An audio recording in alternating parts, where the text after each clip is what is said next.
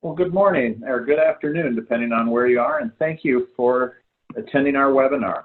My name is Mike Dunham, and I'm the president of Intuitive Technology Group. I'm pleased today to talk to you about DLP and CASB since they're so tightly related to each other. And today's conversation, as the invitation might suggest, is one of our consultants, David Roberts, is going to be talking about how he went through the process of selecting and implementing both DLP and CASB for a large Fortune 500 company that was in the process of looking to change the way that they secure their environment. And they recognized some of the importance of being able to use both DLP as well as integrating it with all the other points of their infrastructure. And this organization was very focused on DevOps and moving to hybrid infrastructure. These security products became very important to them as they looked through their future plans and wanted to make sure that they kept their environment safe. So before we get into the presentation, I would like to just spend a second talking about Intuitive, and then I'll get out of the way so that David can give his presentation. So just a couple of quick points on Intuitive. We've been around for about 13 years now. We're just finishing our 13th year, and we're very proud to be an employee-owned company. And we're growing, and we are based in the Twin Cities, continue to be, but we do have consultants all over the country. In fact, we do business in about 38 states. So chances are, wherever you are, we have somebody there who can work with you, or we can work with you remotely. So very excited to talk about the things that we can do and how this fits in. Our organization has a couple of areas that we really focus on, and they all seem to be very interrelated. We have a strong DevOps practice, and we have a legacy IT systems management and security practice. And we found that as technology has evolved, that those things have come more and more important to each other. And so most people now are not just talking about DevOps, they're talking about SecOps or DevSecOps, depending on the nomenclature at your company. But regardless, for our purposes, that all fits into our larger environment, as well as the focus on business intelligence and big data that brings, and the overall health of the business and how we can help organizations utilize the lean and agile concepts to make projects flow through their business more quickly, that they're picking the right ones to work on and ultimately drive the business forward. So with that, I'm going to get out of the way and just give you a little background on David Roberts and let you know that I've been working with David for the past nearly 20 years, and I've watched his career evolve as he's worked on some of the largest environments in the country as well as in the world, dealing with security issues, dealing with systems management, infrastructure issues, and helping organizations become better at what they do. His projects have ranged from doing asset management projects where he was able to save a financial services company over $15 million in license costs simply from the various products that they were using and helping them implement asset management, and also how that helped with the security. He's worked with Fortune 5 companies and some giant environments, as well as with universities and healthcare companies that have had also different issues around security and compliance. So he's been there, done that, and seen it all in the course of his adventures. And so we're really lucky to have his expertise and experience as we go through the presentation today. So at this point, I'm going to step aside, and David, if you'd like to take over the screen, please feel free to dive into your content, and I'll probably jump in occasionally with a little play-by-play color commentary, but otherwise, David, take it away. Good afternoon, everybody. This is David Roberts. I wanted to share with you some of my experiences with DLP and CASB in the cloud and go through some of the adventures I had and some of the pain points so that you can learn at the expense that I've been through. A little bit of background here on this particular body of knowledge presentation comes from a Fortune 50 enterprise environment. All told, spent about 1.5 years taking this from concept to production, and worked with major vendors for proxy, CASB, and DLP, literally from concept all the way into production.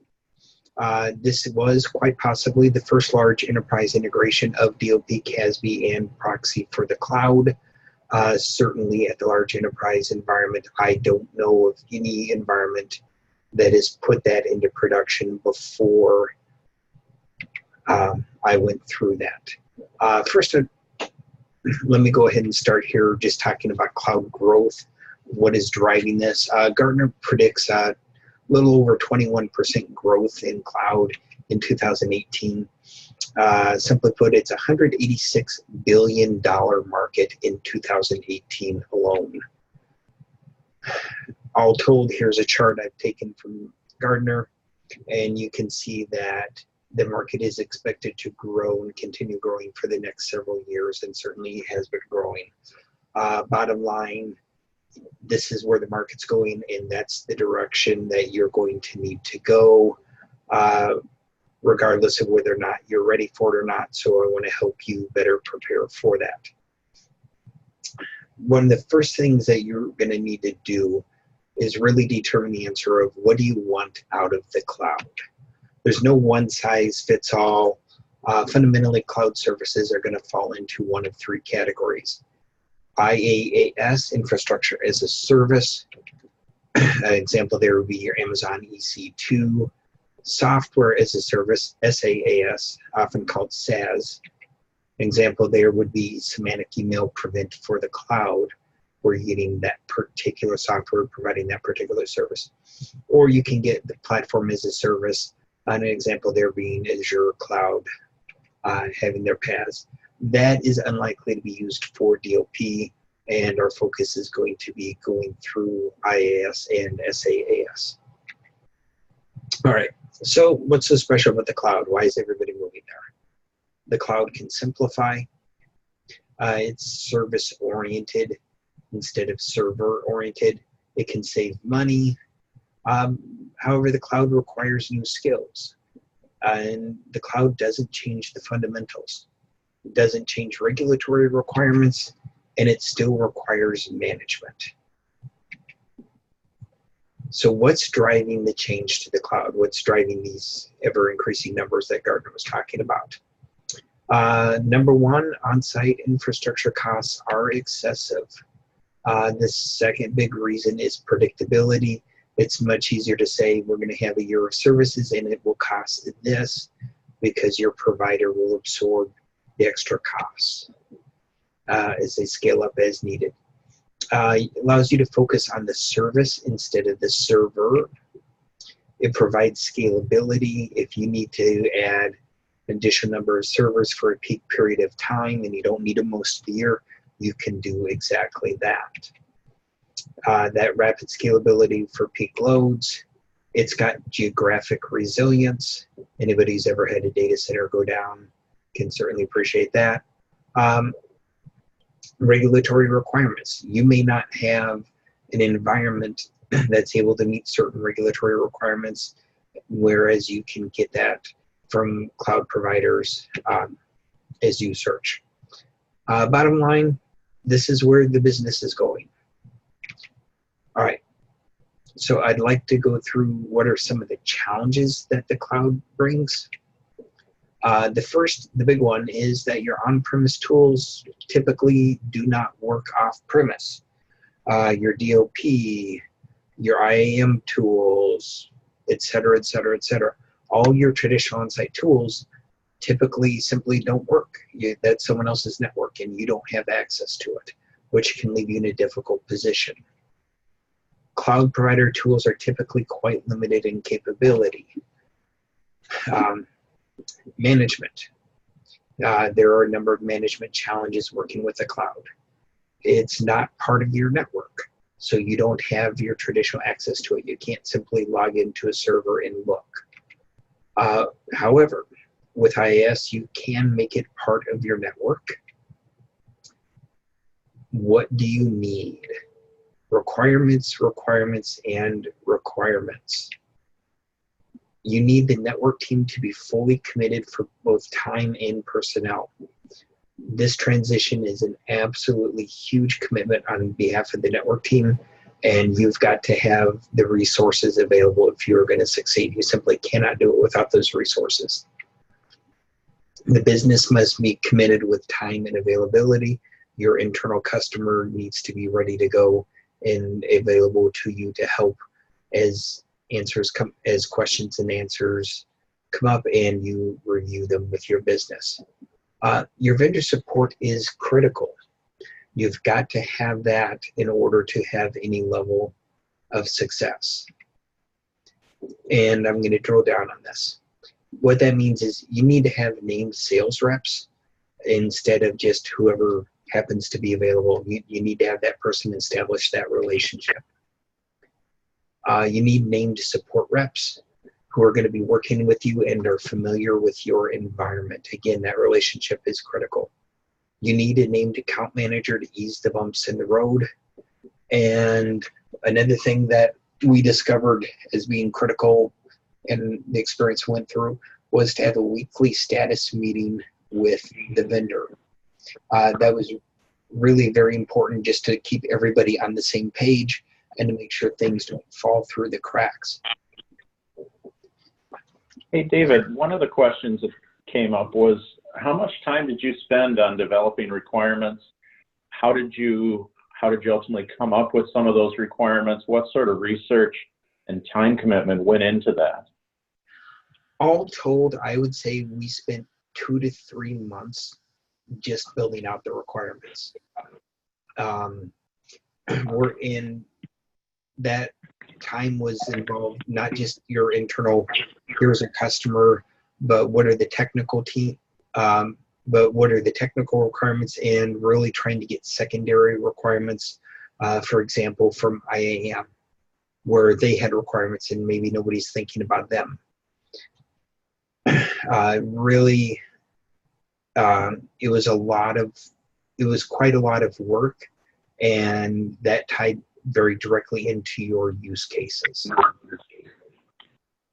So was a lot of your research internal then, talking to individual stakeholders, or was it external, looking at speeds and feeds and specs from vendors, or how did you come up with those requirements? It was all of the above. The conversation started with talking with the business and learning from them what are the requirements. Fundamentally, they need to know what's going up into the cloud. They need to be able to scan and read what's in the cloud, looking for policy violations. And then they need to prevent data from egressing from the cloud where you have policy violations. So in my case, were there any surprises or things that you hadn't expected to get in terms of requirements? Were there any things that just struck you as a little bit off the wall? Yes. One example was we had a requirement that they wanted to be able to manage their DLP environment through one console, if at all possible, and not go through 3 or 4 different consoles. And there was one point in time as we were talking with vendors and going through and having conversations on, here are all the capabilities, here's what we have. There's one point in time we were looking at least 3, I think it was maybe 4 DLP consoles that we were potentially going to be giving the business. And the response to that was to say, we require 1 console. Excellent.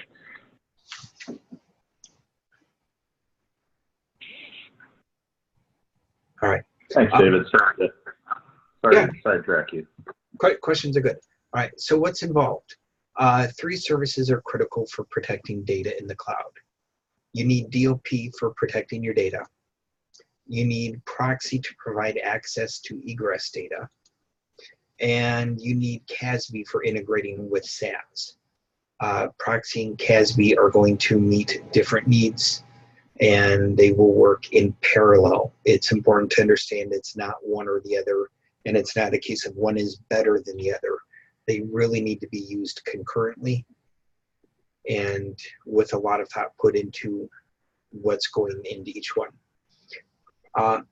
That's interesting. That's interesting to hear you say that, David, because I was just talking to a client who basically said, I'm going to go about implementing all these things one at a time. CASB is something I'm going to push off. I really got to do DLP now. And amazingly, the same week, I also had a conversation from a client saying, we're going the CASB route first, and then look at it. We don't think we can handle the multiple projects of implementing proxy, CASB, and DLP all at once. How did you deal with some of the complexity that came from that, and what would you say to somebody who is going to take a one at a time approach in terms of mitigating their risk? I would, if I was in an environment like that, I would challenge that particular proposition. And it doesn't really matter, proxy, CASB, or whatnot, what someone's looking to put forward. You really have to look at it holistically, and you need to start by getting your architects, your security architects, your network architects in the same room along with your requirements, and then going through and working together. There are so many challenges and so many gotchas that if you don't have that holistic view, you're going to be doing a lot of rework. And when you're talking rework on things like proxy servers, that kind of thing, you could easily be doing rework on months worth of work. You really have to have that holistic view where you work things in parallel. Otherwise, you're going to cause yourself a lot of pain. Excellent. Thank you. All right. So how do you protect data in the cloud when you can't get to it? And fundamentally, you do that by using a CASB. That's your Cloud Access Security Broker. And you find a CASB provider that will provide those services to you. That your CASB acts as a broker between on and off premises. It's your gateway that allows you to extend what you have on premise to off premise. And CASB uses API calls to integrate with SAS, for example, Box, O365, and so on. Depending on how you perform that integration, there are potentially a very large number of SAS providers that are working with CASBs, with your CASB providers, and that number is increasing rapidly. Even during the time that we were providing these, that we went through this project, we saw the number of providers that were supported through CASB increase, I'd say, by hundreds, just during the time that we were doing the project. So it's something that your SAS providers are really starting to focus on. They realize they've got to have that ability to allow people to extend their controls. Now, depending on the SAS that you have, you can protect DIM, your data in motion, you can protect data at rest, or you can protect both. That is very much dependent on what your SAS provider enables, and that's going to, if you want to get down to brass tacks, that's going to depend on their APIs and what they have there. So as you talk to your SAS providers, one thing you'll want to do is ask them about their APIs and what they have there, and ask them about access for both data in motion and data at rest. And for data in motion, you'll want to ask about both ingress and egress. One thing to understand, DIU, your data and use protection, is quite limited. There's very little support for that in the industry. A couple exceptions are there around endpoint and a tiny bit for database, but it's really very limited. For high-level requirements, first and foremost, identify who all your stakeholders are. One of the things that got us is that we did not realize a couple of the stakeholders that we should have brought in from the very beginning, one of which in particular was the IAM team. We didn't think of them as a stakeholder since we weren't directly working with IAM. Turned out they were a stakeholder and they had an important role, and that was a lesson that you're better off learning at my expense. So David, to that end, were most of your stakeholders within the security teams themselves, or were they folks within the business, or who were, you mentioned obviously the IAM team, were there other folks within the business that, for example, owned access to a particular app or needed a particular web service, or what sort of things did you do to help find those stakeholders? Sure. So we started with the business where they did the day-to-day operational tasks, but we also worked with, for example, our security operations center. We worked with our people so that we could go through and say, okay, here's what we've got for policy, and here are the types of things that need to be done from there. And of course, senior leadership.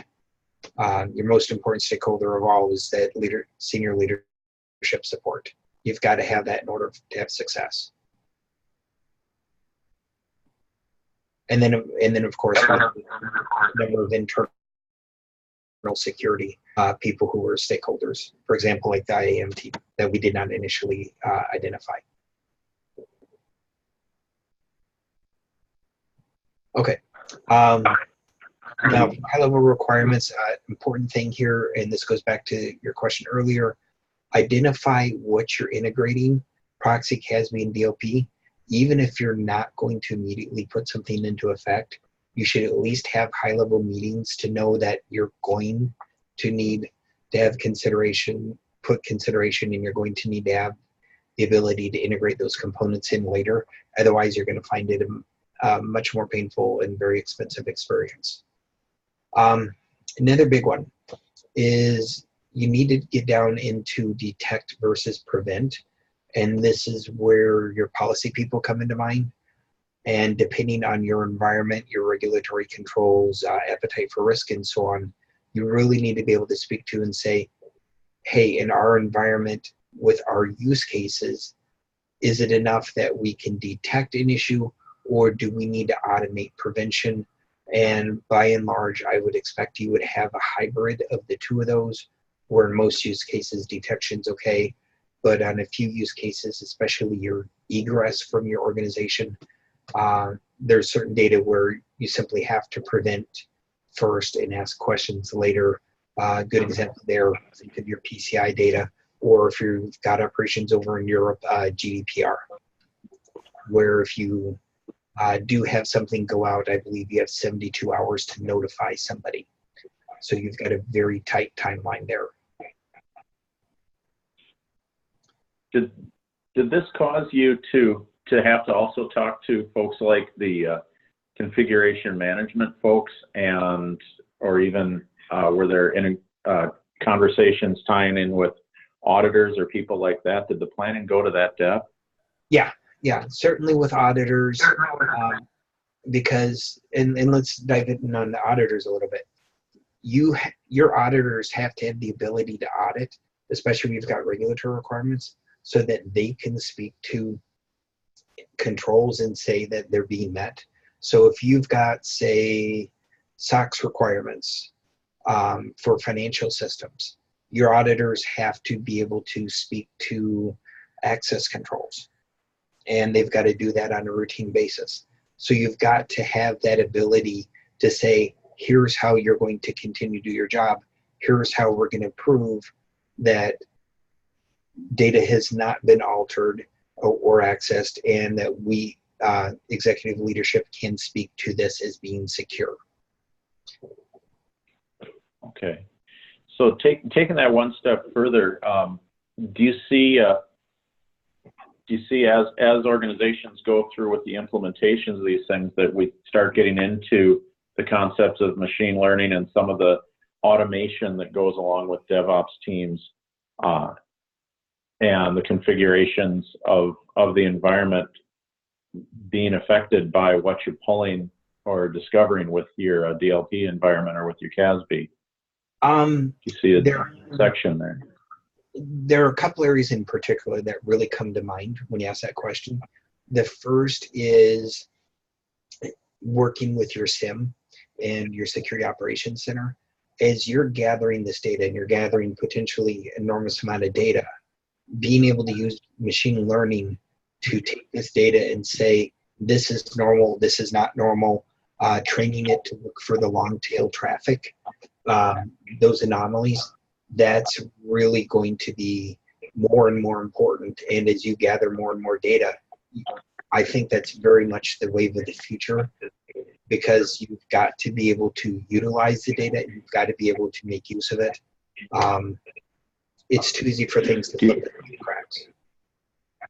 So does that mean tying into the SIEM, or does that mean tying into some of the other things within the environment, or how does that play out? Some of both. So let's take, for example, you want to tie into the SIM just to be able to say, okay, here are a set of events that are relevant, but let's say let's say you're working on building out an insider threat program. That's something where machine learning can say, here's data from the SIM, and here's data from DLP, and here's data from, say, identity. And a good example of that is you could say, hey, we've got, John, he's an accountant, and John is, his job is to work on accounts payable and to pay our bills. That's normal. However, John normally doesn't log in from, say, Romania. And John normally doesn't log in at 2 a.m. in the morning. And John normally doesn't do a payment for more than, say, $50,000.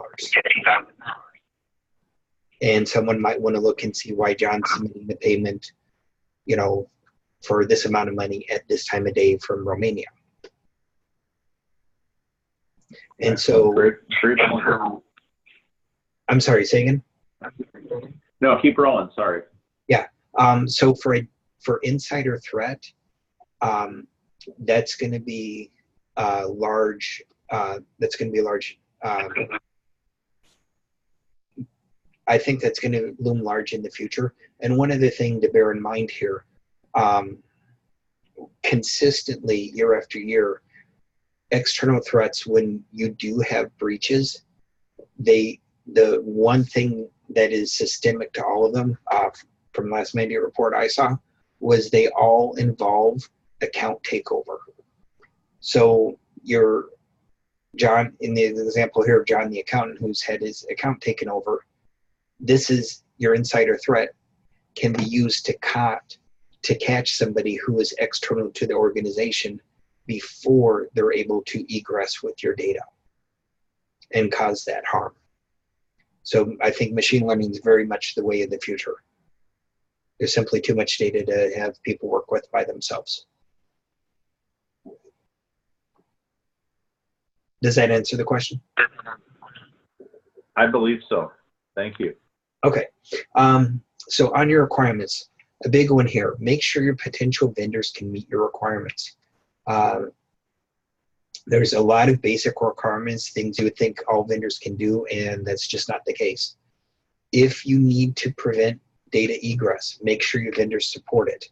In particular, there's a fair number of vendors that do not support the ability to prevent data egress, especially when working with other tools. And to drill down on this a little bit, an example there would be response mod. This is required to prevent data loss for data in motion for proxy. Not all vendors, not all proxy providers, what you call proxy in the cloud, support response mod. So you've got to make sure that the vendor you're looking at does that. And that's the kind of thing that you can miss out on if you're not looking at things holistically. And you can end up in a situation where you've got a proxy provider and you have no ability to stop something that's leaving the company.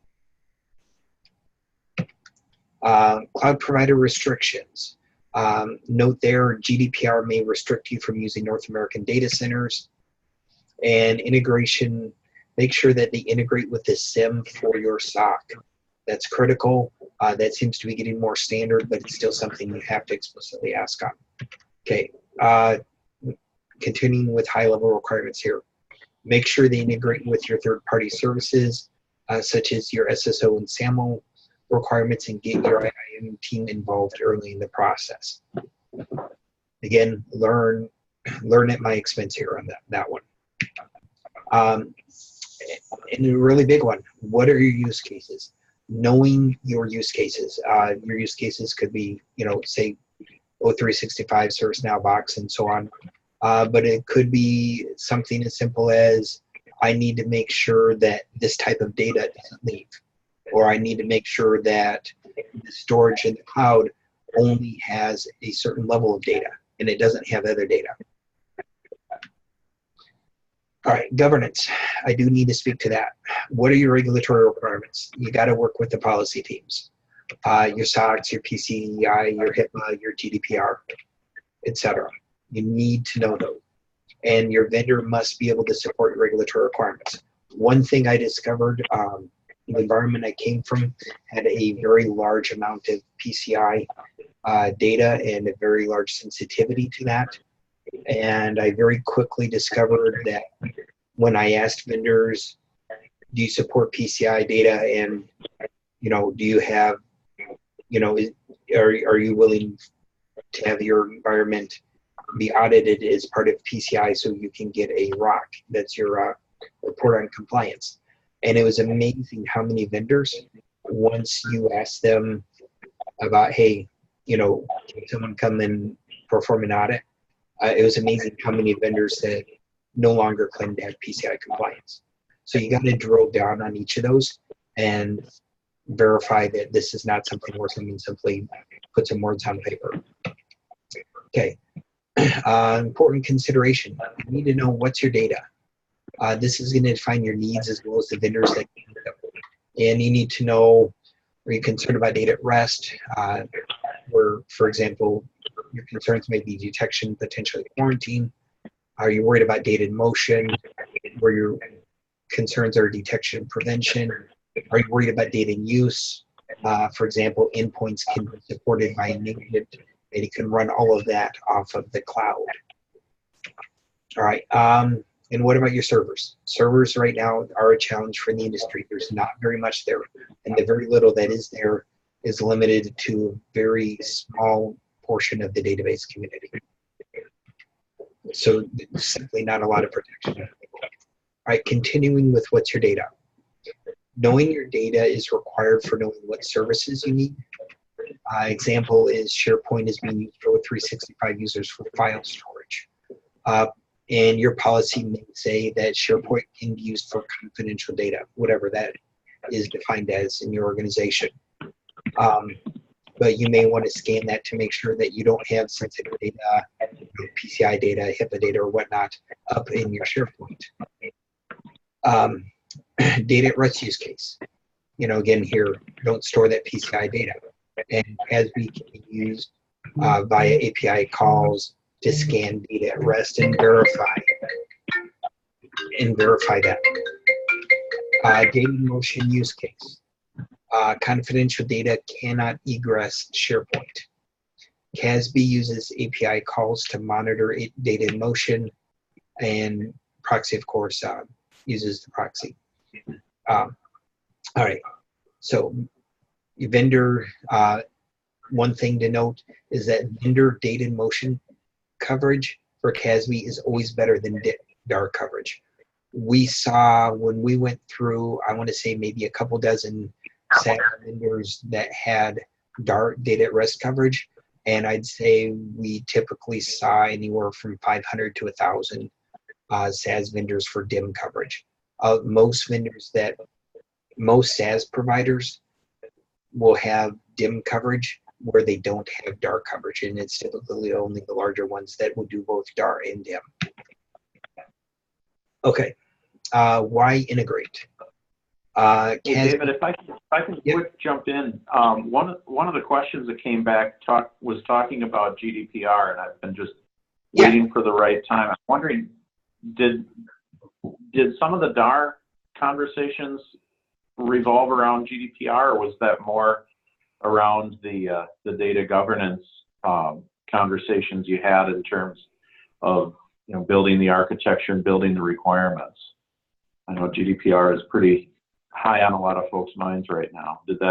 Was that a big consideration for this particular one? In this particular one, it was not. But certainly it's a consideration. Where I'm at now, it's a consideration. And GDPR is new enough that it's going to be concerned pretty much anywhere. You've got the quote I heard just a few days back was, if you have a violation, you have 72 hours to notify somebody of a violation. So you've got very limited time, and you need to be able to find out about something and do so quickly, because that gives you very little time to respond. So automation really will be key as a follow-up to the implementation in order to deal with those types of things quickly. It's critical. It is absolutely critical. There's simply too much data. The volume is too large. Now, to build a little bit more on that earlier question about the integration and why you want to integrate. CASB tools, for example, they're very limited in function. It's common that you go out and you talk to a CASB provider and they'll say, yeah, we do DLP, we do antivirus and so on. And you dive in and you discover that, they're built in IAM, AV, DLP, et cetera. They're typically very limited. Typical use case I saw was that DLP was limited to very simple PCI and regex matching. So you'll quickly discover that those are not going to meet your business needs once you get to a certain size. You need to be able to extend your controls to the cloud. Those are the controls your organization's already using, and really it's best if you can simplify policy administration overhead. You don't want to be in a situation where you've got 3 or 4 DLP consoles. It's simply not managed. It's not manageable. And of course, you've got less training time that way, and integration allows that additional safety in the cloud of your data, and it gives you that ability to have prevention, which is always better than detection. All right, so continue with integration. Integration requirements should drive the agenda. You need to integrate your multiple components, your on-premise DLP, your proxy provider, which nowadays will most likely be in the cloud or moving to the cloud. You need to integrate CASB, and for integration, architecture is critical for success. You have to know how things work holistically, and you need to ensure that all components can integrate with each other. If nothing else, that you have to do that. Just make sure they can. If you have to come back to it, come back to it, but at least make sure you're capable of doing that. And of course, you need to ensure that you're going to meet the business needs.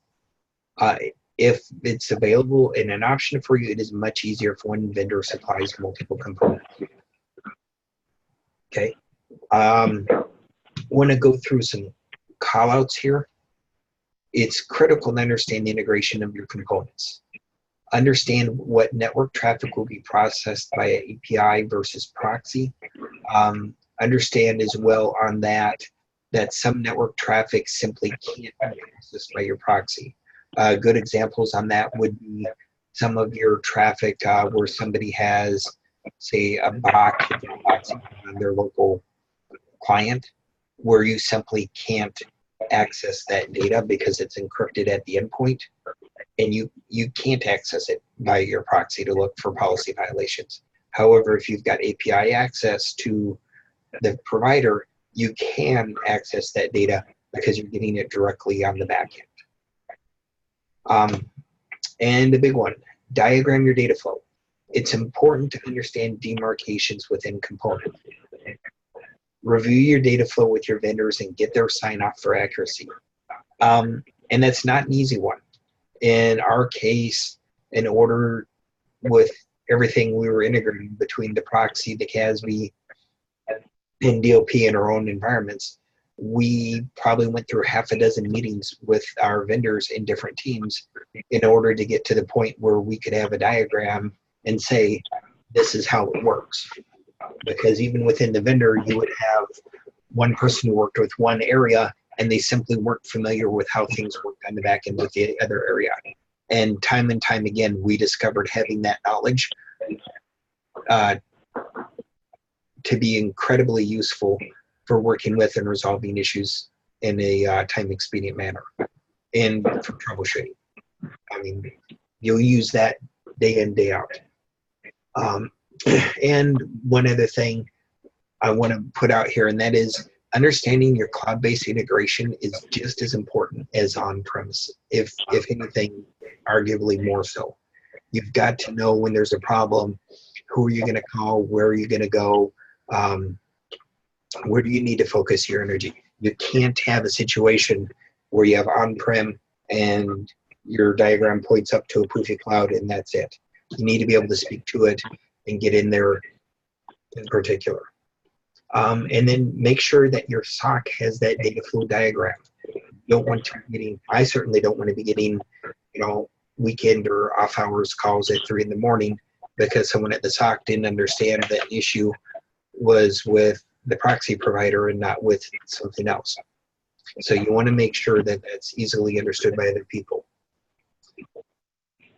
All right, and then one thing you need to know with this on the architecture, does your CASB data in motion protect data being uploaded, downloaded, or both? A lot of them will protect by default. They're going to detect something being uploaded and they may be able to prevent on upload, but they may not be able to prevent on download. You need to know if you can prevent that data egress. That's one of the questions you really have to drill down on.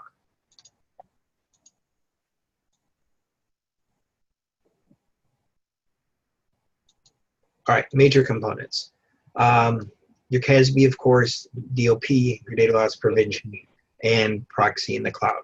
So for CASB, again, your cloud access security provider, that uses API calls to scan your data, and does that whether it's data in motion or data at rest.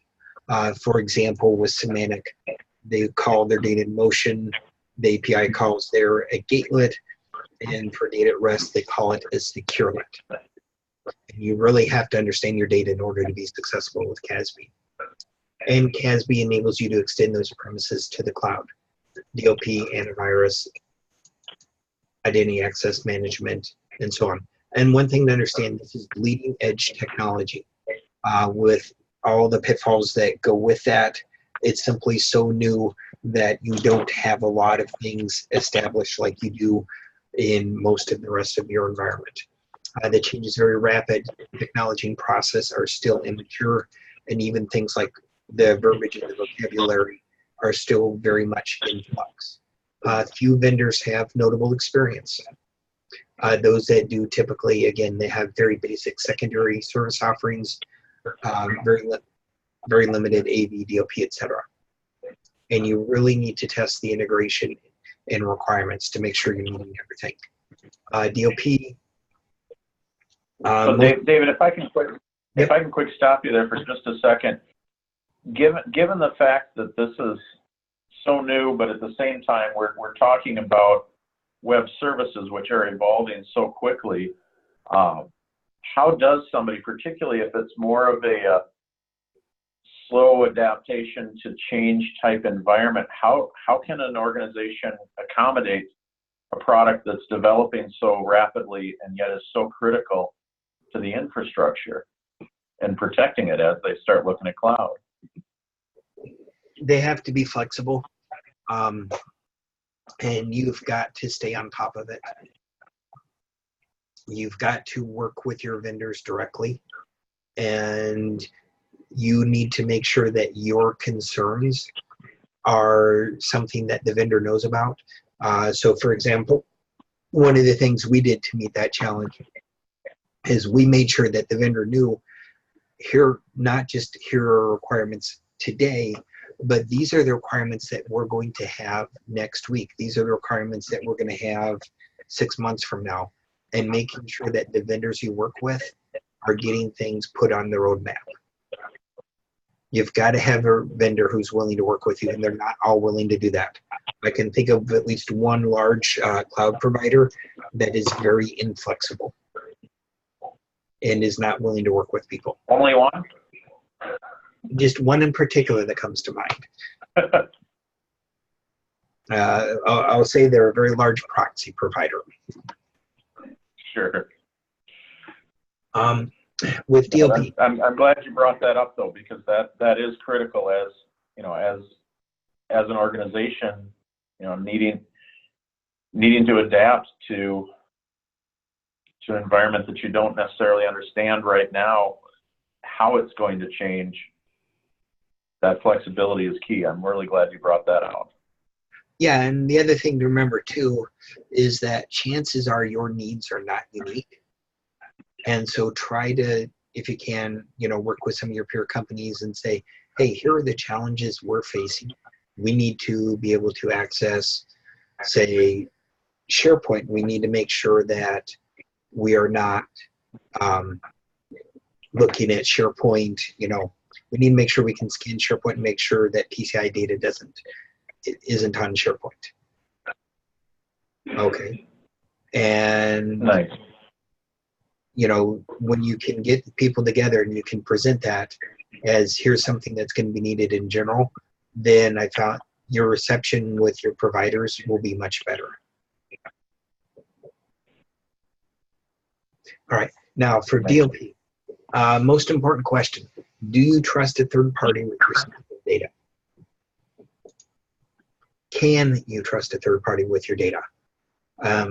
And the second question there, that's really driven by your regulatory concerns. That may not even be an option for you, in which case the egress prevention to make sure that that third party doesn't get your data would be very important. Your third party may have regulatory requirements, again, that prevent that.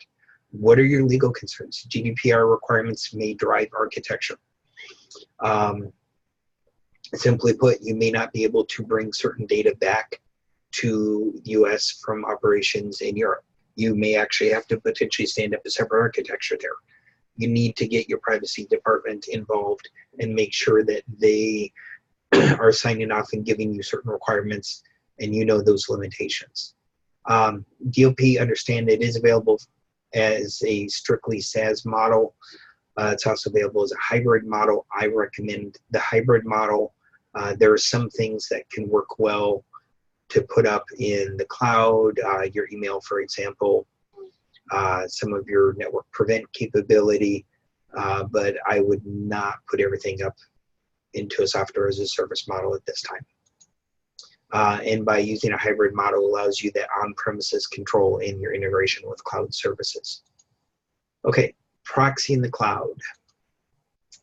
Used to prevent the egress of data. Scaling is a significant financial problem, bottom line. There's lots of overhead. Nobody wants this job. You're likely to see proxy typically as heavy technical debt. I recall as we were going through things and we were doing testing and things weren't working, we started diving into the exceptions for proxy. And we discovered somewhere around 1,000 sites that had been hard-coded to bypass proxy inspection or bypass the proxy entirely. So that was an eye-opener. Nobody had realized how large that had grown. So understanding that sounds like a giant. What? I was going to say that sounds like a giant game of whack-a-mole. Right, and in most of those instances, nobody had any change record of why that change had been made. So there was nothing where someone could go back and say, this is why we're allowing this service to bypass proxy and go directly there. So bottom line with this is the industry is heavily moving towards the cloud for proxy in particular. Doing it on site is just, it's too expensive and there's too much technical debt. But again, having your proxy in place is your most important prerequisite for technical success. Your DLP is going to absolutely depend on that, and depending on your environment, you may have some integrations between proxy and CASB. If you can, it makes sense to have proxy in the cloud ready for DLP. All right, writing a request for proposal. This was it's one of the most important things you can do. Get your buy-off in writing that they meet business and technical requirements. Try to keep it vendor neutral. The industry has not yet settled on common language. Again, you've got bleeding edge technology. You have different vendors who use different names. For example, SecureLit and GateLit, those are unique to Semantic. If you talk with other vendors, they're going to have a different terms that they would use for that. But that functionality is something that you need to be able to define for vendors who you're going to review. Put everything in a spreadsheet. Require vendors to respond in a common format. And bottom line, if a vendor can't bother to do this, it says a lot about their support. When we originally did our RFP, we had 2 vendors who were not willing to put things in a common format in the spreadsheet, and they wanted everything to be in their format. And it put quite a bit of work on us to put things into a common format so that executive leadership could make comparisons and pick as they went through the process of picking who the vendors they wanted. And the bottom line was, in our case, the 2 vendors who were not willing to put things in a common format were actually excluded simply because they couldn't be bothered and all the additional work it put on us. And that spoke quite a bit to how we perceived that they would do for support going forward. Having that common format makes it much easier to compare and contrast your vendors, and in particular makes it easier to answer leadership questions about vendors. Okay, evaluating your RFP results. You have to be able to quantify your recommendations. They're really looking for more than your gut feeling. Quantification provides cover for legal purposes, especially if you are in, for example, working with government where you may have legal requirements on the vendor selection process. You want to be able to speak to your choices and your recommendations and have that cover to justify it, whether it's internally or externally. It seems to work well. Select around 3 vendors to come on site for your proof of concept. Now, to prepare for your POC, we found that 1 week per vendor was the right amount of time. Expect the vendor to be on site for 3 to 4 days, and you need about a day to evaluate and reset for the next vendor. And a big one, it's critical that use cases are ready before the vendor arrives. Now, on writing those use cases, get all your requirements, information security. One example was we had to be able to use SciCap instead of ICAP because you're sending data over the internet. And ICAP is your traditional integration for proxy. From the business, one example we had, and I spoke to a little bit earlier, having only one DLP console to manage. That was a big deal for the business, understandably so. And you need to define success for all parties.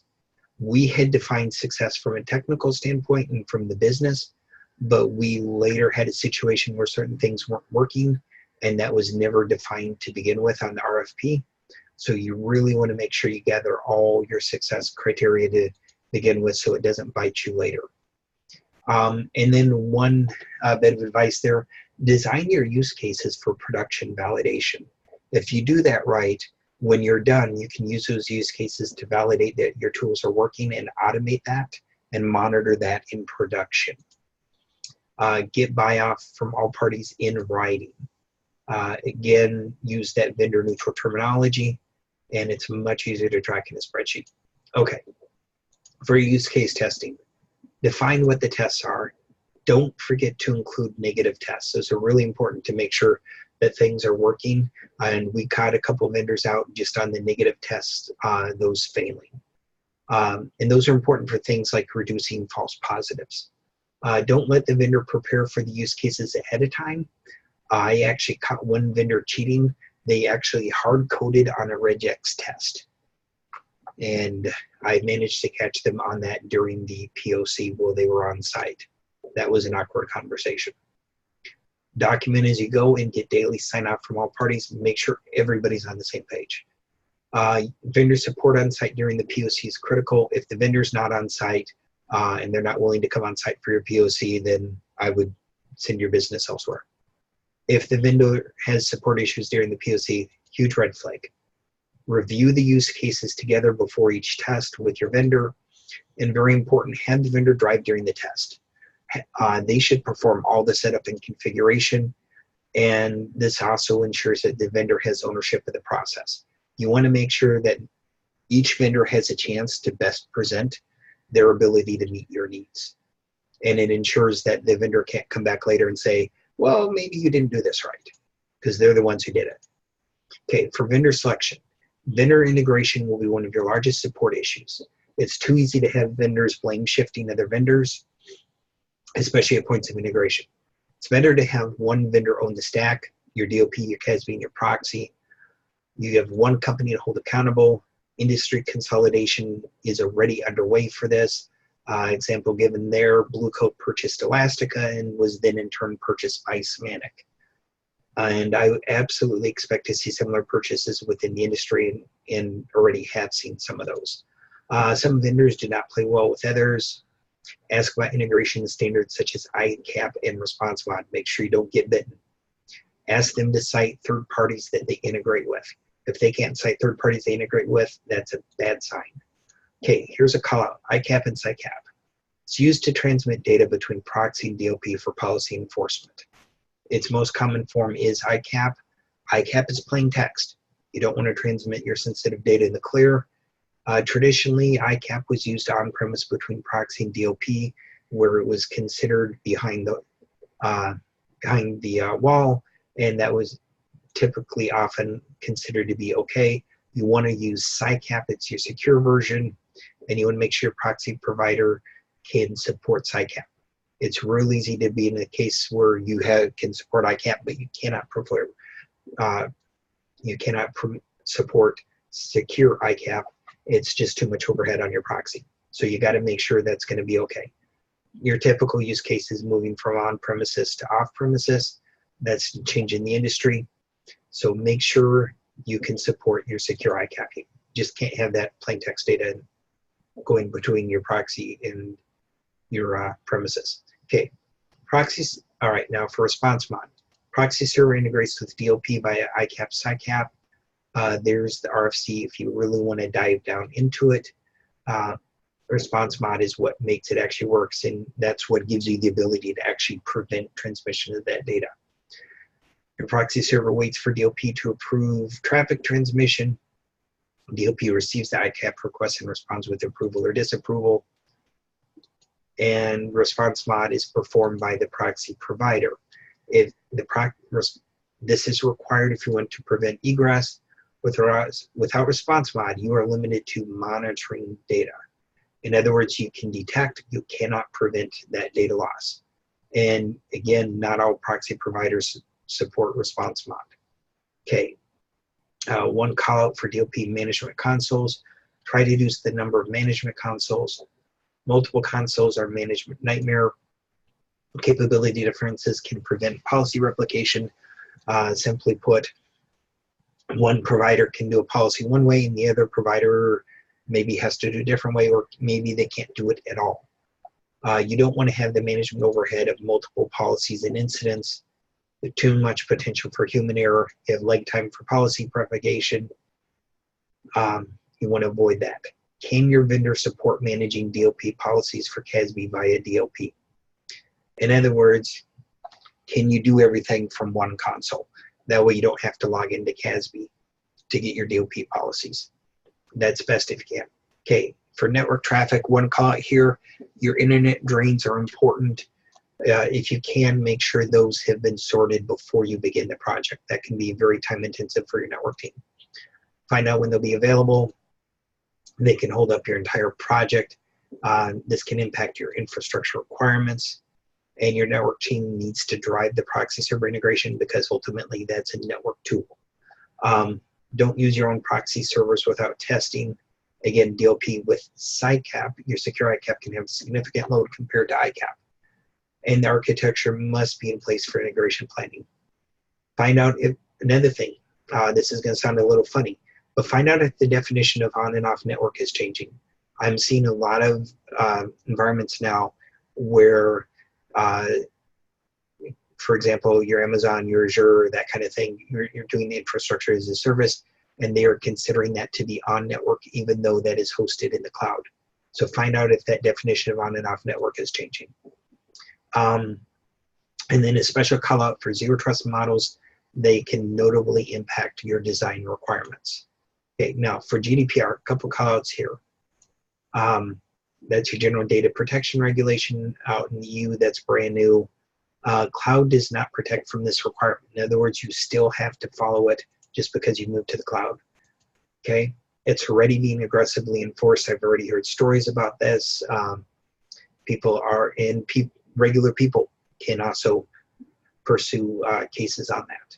So it's a very different use case than most organizations are used to. Again, preventing the transmission of private data outside the EU, which is notable because DLP typically captures offending documents with sensitive data and uploads them. You need to find out from your privacy team whether or not that is a concern and whether or not you have to have separate infrastructure or possibly move your infrastructure so that you're not sending offending documents to the US and then you have a GDPR violation. So again, consult your privacy team and find out. You may have to put things there.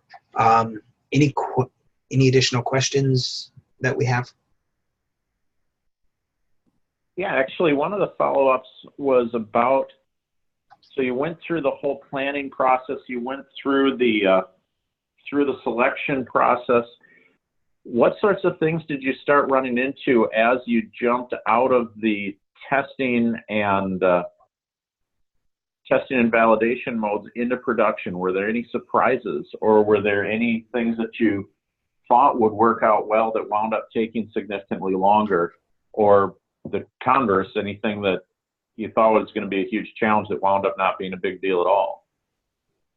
One of the biggest challenges we faced is we used a separate lab environment for doing all our POC testing. And in our separate lab environment, everything there for the proxy was in place and working.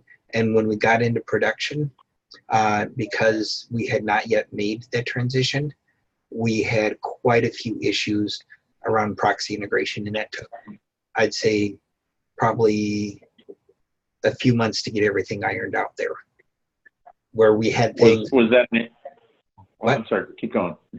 I'm sorry, keep rolling. It was a case where we had things working in proxy or in the POC, and then they just were not working in production. So as an organization starts getting into infrastructure as code and other things like that, do you think some of those things might have gone away, or is it just simply the issue? That sounds like the classic DevOps issue of, hey, it worked in the lab, it worked in dev, yep, but it didn't work in prod. And I don't see that going away. Those fundamentals are still there, and the cloud doesn't change those fundamentals. And I think that was one of the key takeaways from all of this, is we had a lot of people who thought that cloud, hey, this is somehow going to magically resolve a lot of these issues. And it didn't resolve them, it simply moved them. It resolved other issues. Sure. So another question that came in is, as I'm looking to move folks into prod, did you go, was it a service by service? Was it flip the switch? Was it team by team? How did you actually make that transition from dev to prod, and how did you ultimately get it implemented? What was the strategy you took there? We did things in pieces. In particular, what we did is, I'll go with those, say, the internet drains and with the proxy, is we started with just a small team, basically some of the security engineering team, security engineers, architects, and we started by pointing those people to a separate internet drain that was pointed to a proxy provider. And we made sure that worked. Caught a few issues that we had not expected. And then once we had that done, we started moving. We started then with a couple floors in a headquarters building. Okay, we've got that working. We then started taking different sites and pointing them to different internet drains. And once we had that level of confidence, then we started a transition company there. One big thing that is a notable call out there was for the migration up to O365 and putting all the data in O365. And when we started doing that, we started getting a very large number of incidents for DLP policy violations for sensitive data. Sure. And that ended up overwhelming the teams working there. And once they turned the taps on and they started transitioning everybody over there and transitioning everything up to that SharePoint, where you're doing the OneDrive is back-ended by SharePoint, or SharePoint is Right. back-ended by one. Once you started that, Right. we started getting a very large number of incidents, and that overwhelmed our responders. So they ended up having to bring in some additional resources to handle that load. Did that begin to subside once you had moved everybody onto 365, or had you uncovered a whole rat's nest of data leaks that you weren't aware of? They weren't data leaks per se. It was more, here's what people had on their, personal drives. And, as those drives got moved up there and we started discovering, oh, you've been storing customer information, you've been storing credit card numbers, and so on and so on. So it was really the rat's nest, but once the rat's nest started getting tackled and people started hearing from management that, no, really, you're not supposed to be storing, people's, social security numbers, whatnot. Once that word got out, things started to subside, and I'd say after about probably half a year, that pretty well settled out. And so this actually drove some of the compliance and ultimately mitigated risk just by going through the process, is what you're saying. Yeah, absolutely. And it was an adjustment. We were expecting some, but we were not expecting the level that we had. And because the areas we had used for our focus testing, again, were security people, we were focus testing on people who were generally more compliant to begin with and not representative of the population at large. So you're saying users cause hassles? Something like that. Fair enough. That sounds good. Yeah, the other questions that came in, I felt had a lot to do with some of the other architecture issues that we addressed before. So I'll make a final call out for questions, and we'll just sit tight for just one more minute. And while I'm waiting on that, again, David, I really appreciate you taking the time to go through all of this and go through this particular implementation review. Hopefully this will provide a lot of value for our clients and help them avoid some of the pitfalls. So again, this project you mentioned was several months of planning, a significant amount of time doing the implementation, but the overall result of it was a lot of potential violations discovered, remediated, and ultimately a more secure environment as this client moves forward with their hybrid cloud environment and the security to support it. Right.